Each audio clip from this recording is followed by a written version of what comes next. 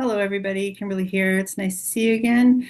Um, I just wanted to let you know that I'll channel a message, but I just wanted to let you know that the video last week from Paul, sometimes when I channel, I think the messages aren't necessarily for me, but for people that watch the video. Um, yeah, the messages were for me and everybody who's gonna watch it. Um, I was going through it this week. There was a lot that was happening, a lot of boundaries that I needed to set. There was behaviors in people again that I knew were there, but it just came to a point exactly how Paul was talking about. I am not exempt, and I never have been. If anything, he puts me through the ringer all the time. I was not exempt from the messages of last week. Um, Last week was a bit of a fuck show, if I'm going to be honest. So thanks, Paul. He's not here today. We just had a client together, but he needed to go do something. So I have Cory here. Cory, I haven't talked to Cory in a long time, but he's been with me this week. Paul's been dragged away as a human would consider it to do some stuff, and Cory is substitute today, so it's nice to feel him. A couple of things. We're in the final push for the wings. The wings. How do you say? I'm losing my mind today. This must be the full moon. The Wings fundraiser to help women and children get back on their feet after escaping abusive relationships. So if you would like to donate that, I will leave the link at the bottom of this video. Again, we're in the final push. And they're kind of like having a tough time with this one this year. But I am doing all that I can to help support that fundraiser. So if you feel like you can give, even just a little bit, anything helps, and I will leave that link at the bottom below. If you would like your own intuitive coaching session with me, I can do it in person if you're in the YEG area or virtually from anywhere in the world. You just go to bouncerightbackmassage.com and book that. The first reading deal is over. It wasn't until April 10th, but I'm sure I can think of some sort of sale to give people, because I understand that an intuitive coaching session isn't always affordable, and I totally get that. So from time to time I think of some sort of sale to give to people or giveaway to people. I'm good for a giveaway. uh, when I connected with Cory, he really, really wanted to talk about affirmations. Uh, and he's like nodding his head right now.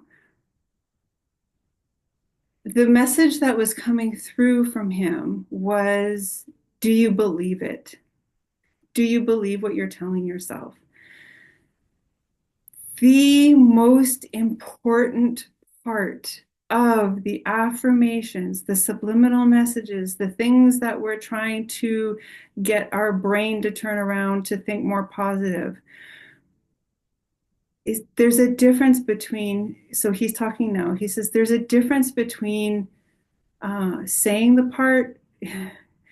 He's akinning it to going into reading a script, like a table read, he says, and just going through the motions and reading the script and not really acting it out, but then going in front of the camera and actually acting it out.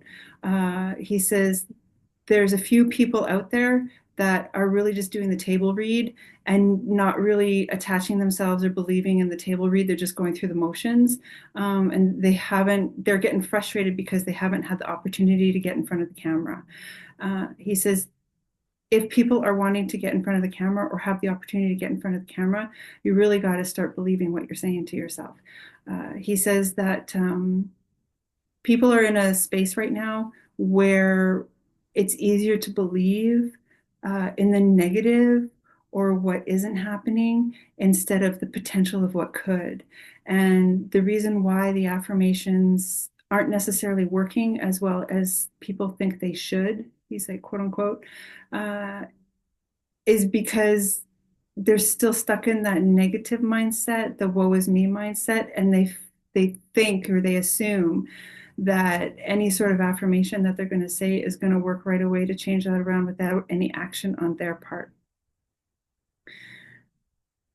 Okay. Okay. He says affirmations have some parts to play in fake it till you make it. Uh, but when you're using affirmations as a fake it till you make it kind of thing, he says the effects or what's produced from that isn't that long lasting. Uh, he says a lot of people are doing it as a temporary fix where it's actually like a really big, huge lifestyle change. So, so when he says, when you're bringing affirmations to your lifestyle, what are you also bringing to your life to match the energy of those affirmations? He says if you're just going with the flow of it, if you're just saying it repetitive like a robot because you've been told that they will help, they should help, they're not really going to help with anything. It's more of a taking the edge off. He says the purpose of starting affirmations is because people want that lifestyle change. They really want that life to turn around. But they're hesitant in what that looks like. He's saying they want proof from the affirmations right away that it's actually going to help their life, that it's going to help their life turn around without actually doing the work to turn their life around. They want proof that it's going to work before they actually take the action to turn their life around. He says the story that they have in their brain is that if they say the affirmations, if they just say it without feeling it or like doing the work, then their life is going to turn around like some magic pill. And he says affirmations are not exactly a magic pill. There's still work involved. He says affirmations take the edge off.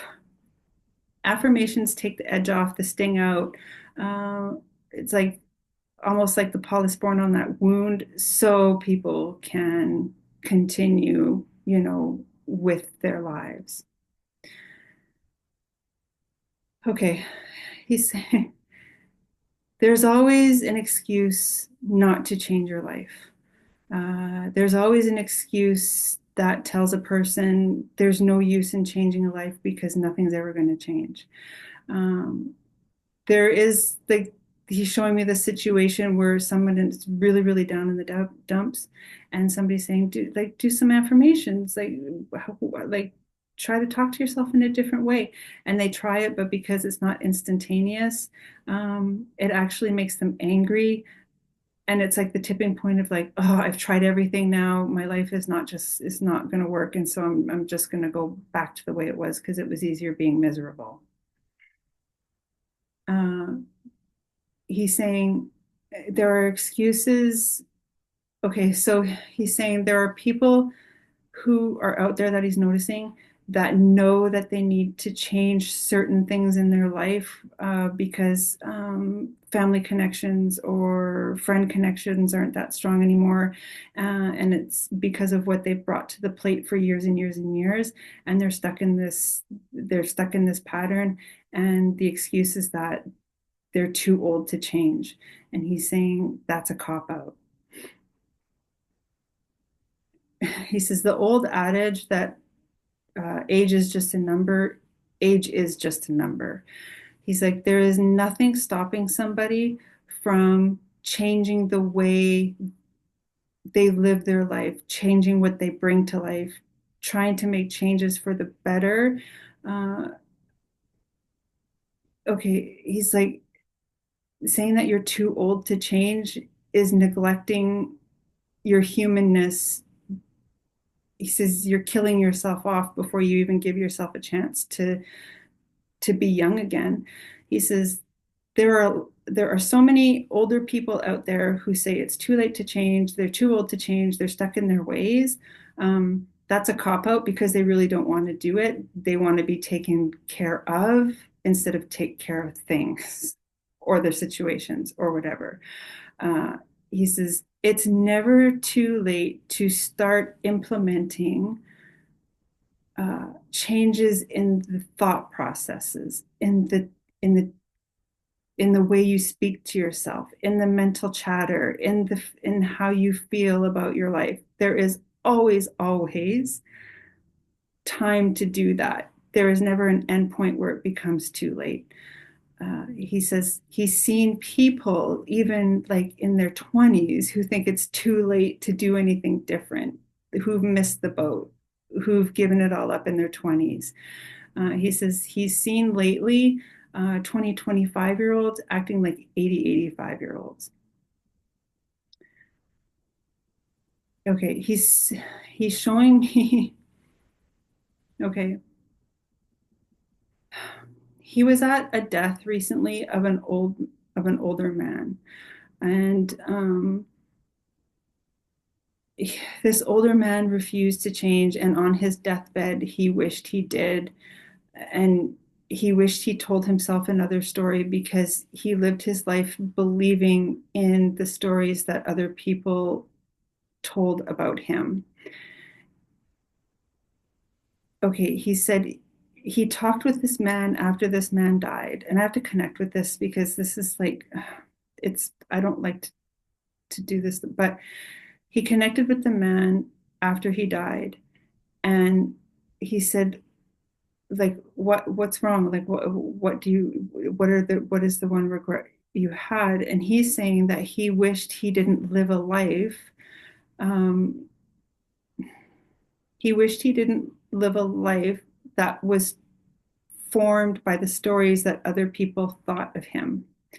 He wasn't authentically him. And he says now he sees that if he did the work to come out of what he was living, what he had been told for so long, he would have lived a completely different life. This older gentleman that passed really took on the beliefs of how his parents saw him first. He said how his wife saw him next, how his children saw him next. He said he had a good friendship group, but he always lived on the assumptions that other people had of him and had to live a life to that expectation. He's saying that he wished he would have um, affirmed his own beliefs, his own truths, instead of affirming other people's in his life, affirming their beliefs and their truths, especially about his own. He said that, okay, he's saying that he would wish for others that watch this message that they would start affirming their truth. He says, but actually believing in their truth before they try to start affirming it. Uh, there's a lot of like wishy-washy. What the heck is going on here? There's a lot of wishy-washy truths right now that people are believing is their truth, but because they're wishy-washy, uh, Cory's saying if you're believing in wishy-washy truth, the truth isn't exactly yours, it's other people's and their affirmations about their life that they're affirming to be true, but it's not necessarily affirming your own truth.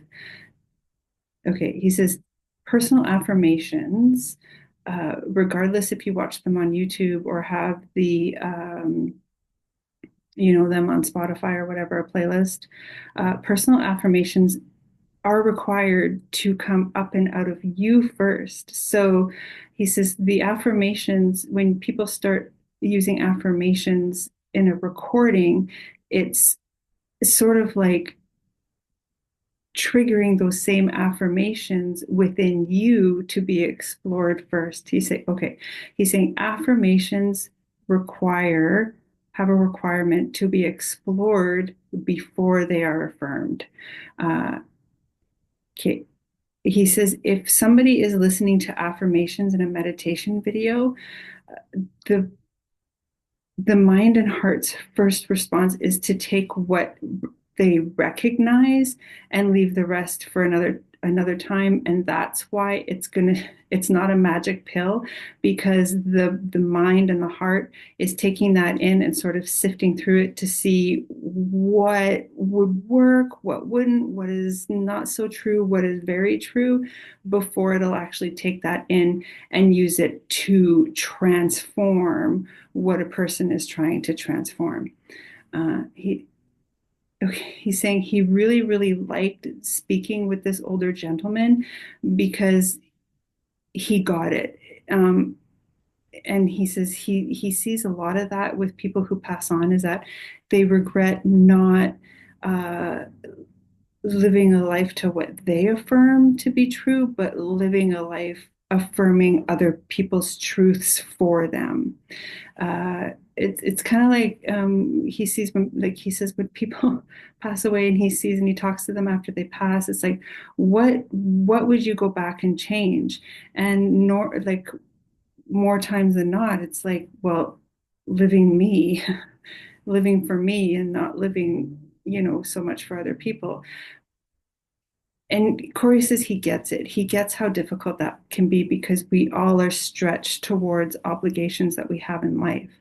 Um, Using the tools of affirmation is, he says, is just telling yourself that you matter too. You matter, and you have to believe that you matter so you actually start living that you matter, right?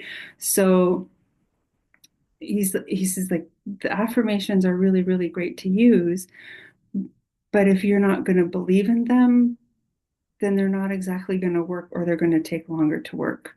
Uh, okay, so life lived is very heavily based on intention and belief, and not so much going with the flow because it worked for other people.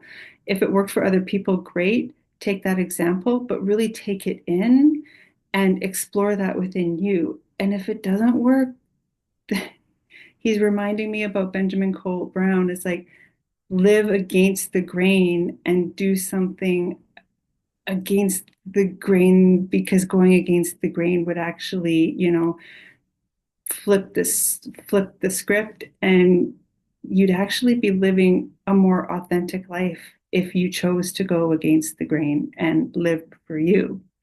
Um, so I had to write down something that Cory said because I had to take a pause to go out and say goodbye to a coworker. So affirmations open the door to what is true for you. So he's saying, if you want to open the door to something, open a door that's true for you. Don't necessarily go opening doors that are true for other people, because you're opening the door for them. It's like you're opening the door for them to be polite. Here, I'm holding the door open for you, right? Um, and closing it after them, you don't get that opportunity. So really, really, really affirm your life. That's going to take practice, he's saying, because not everybody believes in the life that they're living. Nobody, like, not nobody, but there's a few people that don't believe that anything could be any different, regardless of the actions that they take. But the actions that people are taking, there's an assumption that it should change right away. He says, but the longer you've been living one way, the longer it's going to take to unravel all of that and relearn lessons that you were meant to experience in this life, right? So he's saying it's a whole process, and there he's like, there's a slew of people that are so desperately going to these meditations and stuff that help people affirm their lives. Um, oh, he's saying, like, a desperate plea for help. Yes, that desperate plea for help is going to be answered by the voices that are affirming things for you. But just like they're affirming things for you, you actually have to take that the rest of the way, right? So he says, life is hard. He gives it to people. Life is hard. he's like, people don't always feel like they can be truthful. People don't feel like they can always be honest. People don't feel like they can always be themselves because, there's this like feeling that they'll be ridiculed or judged or whatever for it. Uh, he says, but the people who are judging really need to get used to people living authentically. The people who are judging really need to get used to people living authentically. And instead of judging people for living authentically, affirm that they're living authentically so you can actually take that energy that you're judging them with and start affirming your authenticity yourself. He says, what you're putting out in terms of judgments for others is actually really neglecting what you need to look at about yourself. Affirm, stay in your own area. If you're being judgmental, stay in your own area and start affirming what you need to affirm in your own life before you take that energy and explore other people's lives. Because honestly, when you're judging somebody, you weren't really invited to be a part of that life in the first place. So he's like, stop judging other people and start affirming what you need to live authentically and with more of a confidence. He says, because if you're so easily judging somebody, your lack of confidence is what's really showing up and coming to play instead of your confidence about what you can bring to the table yourself. Start affirming your life. Start affirming yourself so you get to know yourself as just as great, just as worthy, just as valuable as somebody else. People can tell you to start affirming your life. That's fine. That's just hinting that maybe you need to work on some of that stuff, but you're the only one that can affirm your existence as you on this planet right now. He says, affirming your existence is a practice of telling the world that you are here. You are present. You're in class. You can do it. Start affirming your place in this existence as being just as remarkable, just as magical, just as important as somebody else. You can listen to all the affirmations that you want, but until you start practicing that and until you start affirming that for yourself, it's going to take longer than necessary. Once you take that affirmation, he's saying, once you affirm your place in this existence, that's when you're giving yourself permission to listen to those affirmations on your meditations. And that's when it's going to have like a greater hold, when it's going to take a greater hold, right? So, very, very, very empowering message.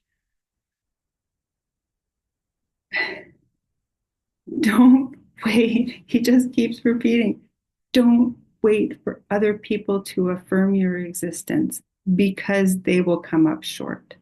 The only person that can affirm your existence is you. You will never come up short for yourself when it is done in an authentic way, in a truthful way, in a way that shows complete integrity. Okay, he's like, if you're not going to show yourself integrity, you will not be able to show up with integrity in your life. So affirm that. If you want, I don't know,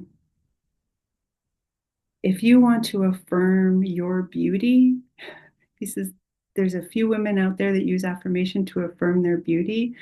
They're trying to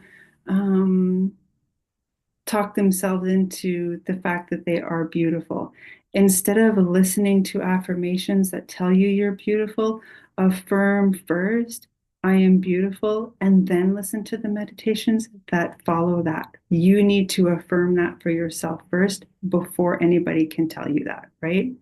So if you're searching for an affirmation, um, like let's say that you're looking for affirmations that money always comes easy to me, right? So affirm for yourself first in your own voice, in your own words, in your own inflection, money comes easily to me. Affirm that first with your intention. Try to believe it, right? Because if you're not really believing it, then the affirmations won't work. You need to affirm it for yourself. So I have all this money. I am rich, blah, blah, blah. Say it in your own voice and then do the affirmation meditations.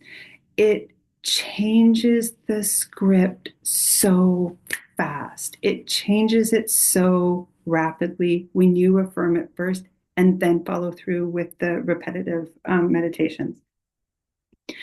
Because when you actually affirm it for yourself first, you're taking the script from the table read and you're integrating it into your life in the live action. So, affirmations, beautiful thing, great thing, can change the mindset really, really quickly if you affirm it yourself first. Because if you're looking for somebody else to affirm it for you, you're really not believing that, yeah, you can be rich. Yeah, you are beautiful. Yeah, the universe works on your behalf, blah, blah, blah. The reason why people do affirmations is because they don't necessarily believe that right now. They're trying to convince themselves, right?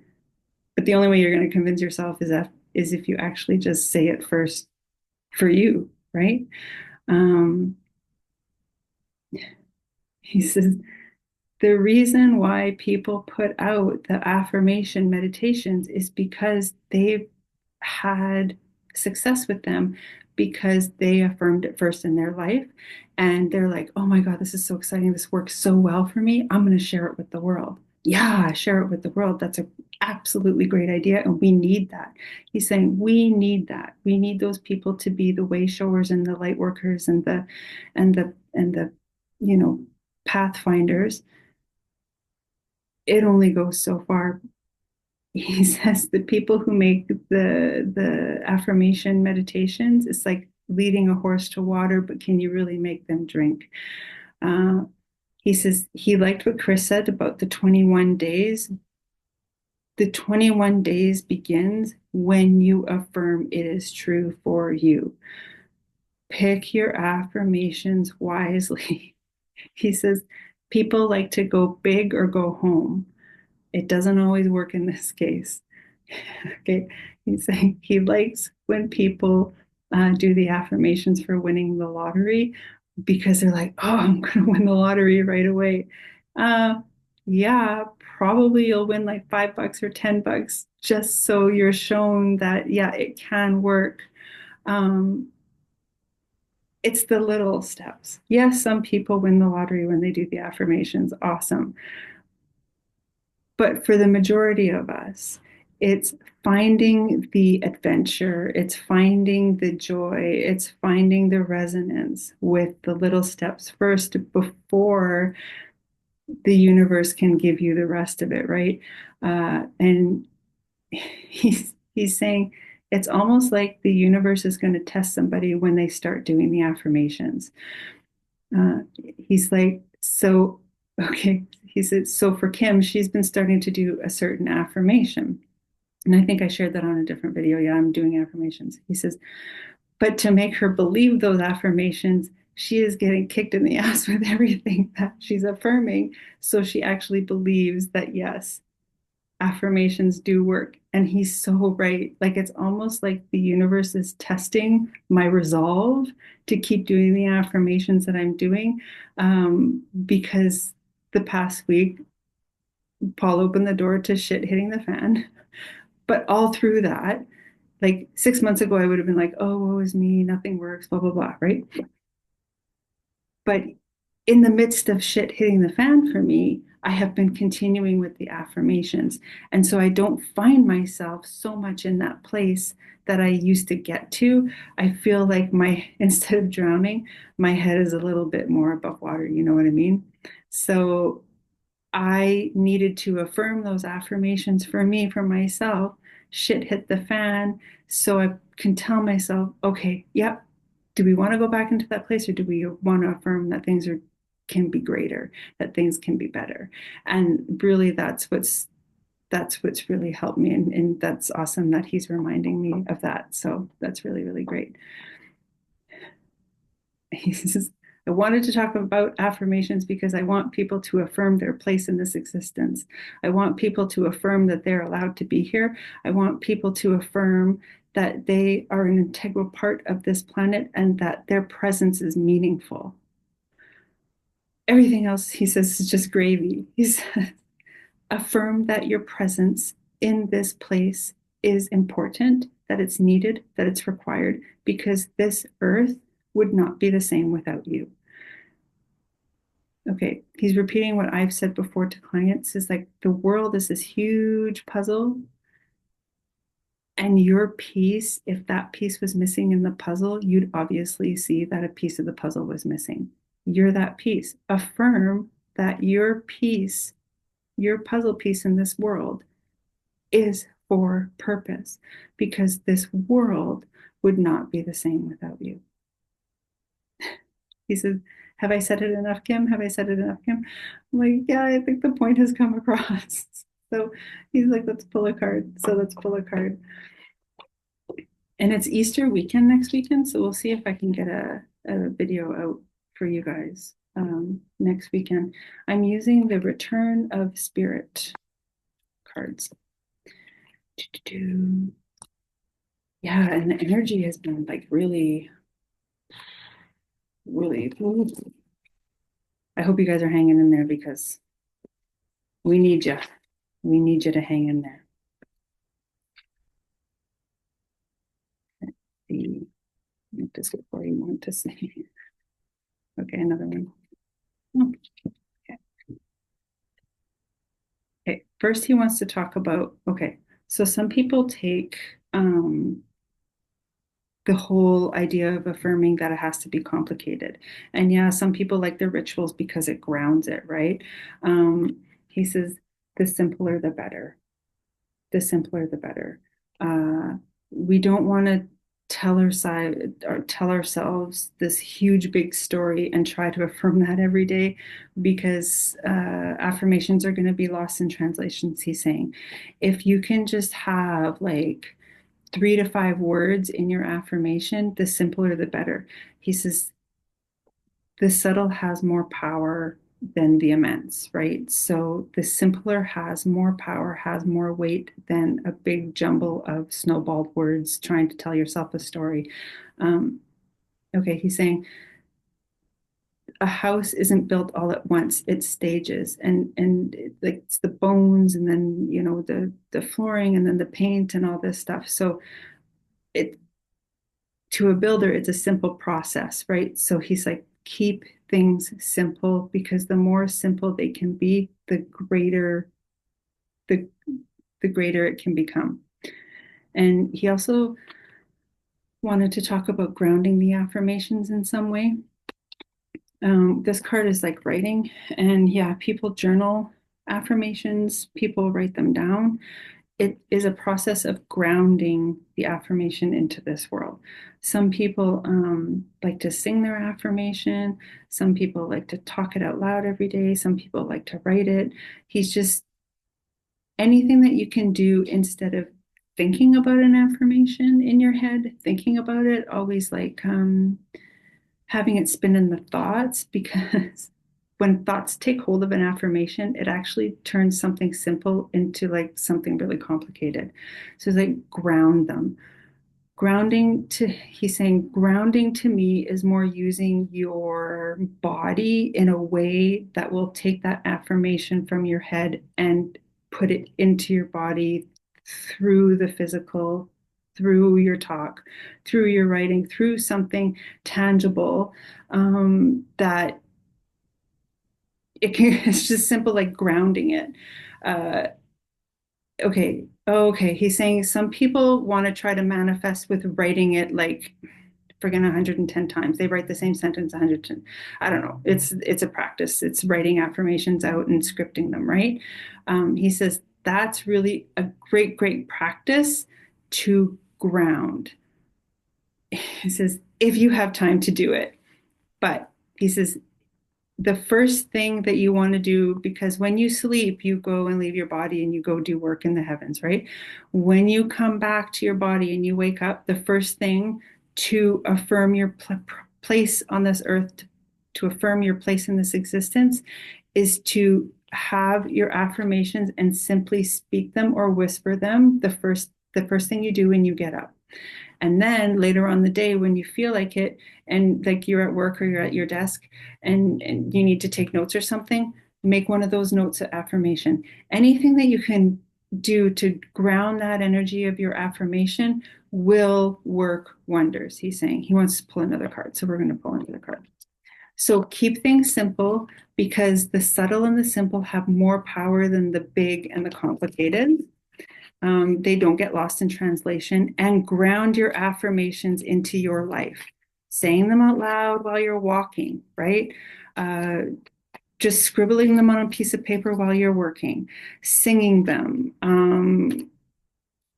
anything that you can do to use your physical body to ground those affirmations, those simple affirmations would be great. People like to say the word I am with their affirmations. That's fine. That's great. But affirm it first. He's like, a great exercise that you can do to affirm it first is say before the affirmation, I am that I am, and all is well with my soul. I am that I am, and all is well with my soul. Okay. Yeah. Thank you. So make a commitment to yourself. You are never too old to change your life. You are never too old to change your ways. You are never too old to think that you can become better. You already are better, but you can become better, right? Commitment to yourself. Commit to yourself before you commit to others, because when you commit to yourself, the commitment that you show others is very, very authentic because you already know how to commit to yourself, and most people would never want to hurt themselves on purpose, right? So commit to the affirmations, affirm it. I am that I am, and all is well with my soul. I am a self-made millionaire, that kind of thing. Affirm your place in this world before you affirm anything else, because that's how you're going to ground your affirmations to your existence, to your life now. Affirm your place in this world. Remember, this world would not be the same without you in it. Your puzzle piece of this world would be absolutely missed if you weren't here. So affirm your puzzle piece in your life. Affirm your puzzle piece in this world. I am here. I am present. I am that I am, and all is well with my soul. I am winning $1 million in the next lottery. Do you know what I mean? Like, it's just affirming that you are pretty much worthy of anything anybody else is. And you are worthy of living your own story. You are worthy of, taking a step back from what other people think of you and living your version, the version that you want to live. He says, take a lesson of the old guy that he talked to after death. That old guy was so busy living for others and affirming others that he regrets not affirming his place in that existence. Affirming your place in this existence is everything first. The rest shall follow, he's saying. Is there anything else? He says, no, I'm so happy that Kim said she would channel me because I really wanted to talk about affirmations. And I'm so happy that Cory came in. There are times where Paul and I, that connection is stretched. I don't really feel him around, but there's always a sub in. And Cory's the sub in. And I think I said Chris too, but I've been seeing Chris, like there's always somebody around that holds me up. If somebody can't do it, the other person comes in and swoops in, and I am so grateful. And honestly, that is not just for me. That is for all of you. All of you have backup. if you have a certain guide that you feel isn't around, there's always another one that swoops in when the other guide has something else to do. That's very human. They're always around. They can be in all places at one time, right? But that's just a way that we can understand it. It's like if you're feeling like you're missing something and you're not so close to that connection, there's always another one swooping in to help you out, changing of the guard just for a little bit, because spirit is on their path, we're on our path, and sometimes that has to be, separated a little bit before it can come back together stronger. So those are the messages for this week. Next week is Easter. I will try to get a video out maybe Sunday. I don't know. I'm I'll let you know a little secret. I'm going to try to cook my first turkey. I don't know how it's going to come off. I was, a chef in a different life, years and years and years ago, but I never ever cooked a whole turkey. And I'm going to try to cook one for Easter. So pray for me, you guys. I'm a little bit nervous. Again, I will leave the wings link below if you feel like you can donate. They're kind of short with their goal, and I'm just doing everything that I can. So if you feel that you can donate, I will leave the link to Wings, women and children who are getting back on their feet after leaving a violent situation. If you would like your own intuitive coaching with me, I bouncerightbackmassage.com, and I do virtual and in person too. And think I don't think I am doing my first kind of psychic fair, but it's not. It's like a serendipity market, and they have a whole bunch of wares, and they have like a psychics, and they have healers, and they have all this stuff, and I'm doing it by myself, little old me, and I'm stepping out of my comfort zone. But I love what I do, and I want to see as many people as possible because I just want to share Spirit's message. So I'm going to do that, and I'll give you the details closer to the date because it's not until September. I'm actually going to go check it out on April 26th or 27th. I have to figure that out. Anyway, I'm rambling. I hope you guys all have a happy Easter. If you don't celebrate Easter, then I hope you celebrate something because you are in it to win it. Affirm your life. You are here for purpose, and there's nobody quite like you. And you are beautiful, and you are a millionaire, and you're a lottery winning. You don't need to win the lottery because you already are that. So, with that, I will leave you to it. I hope to see you soon, and we'll chat at you later. I love you so much. Bye for now.